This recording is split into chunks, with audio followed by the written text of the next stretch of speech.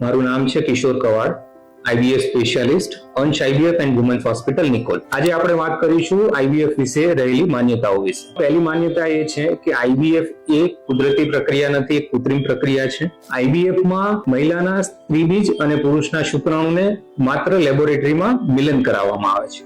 ત્યારબાદની બધી જ પ્રક્રિયા કુદરતી હોય છે. એટલે આઈવીએફ એ સંપૂર્ણપણે એક કુદરતી પ્રક્રિયા છે, કોઈ કૃત્રિમ પ્રક્રિયા નથી. આઈવીએફમાં જન્મેલા બાળકોમાં ખોડખાપણ કે બાળક મંદબુદ્ધિના આવે છે. તો આઈવીએફ થી જન્મેલા બાળકો સામાન્ય રીતે શારીરિક અને માનસિક રીતે સંપૂર્ણપણે સ્વસ્થ હોય છે.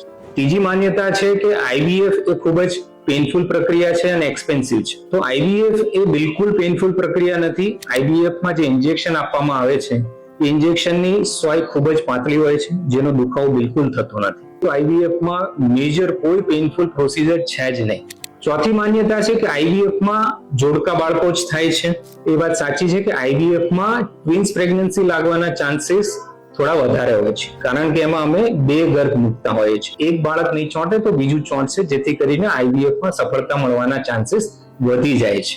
ટેસ્ટ ટ્યુબ બેબી વિશે જાણકારી હોવી ખૂબ જ જરૂરી છે, કારણ કે આવી બધી માન્યતાઓને લીધે ઘણા નિસંતાન દંપતી માતા પિતા બનવાનો પોતાનો અધિકાર ગુમાવી ચૂક્યા છે.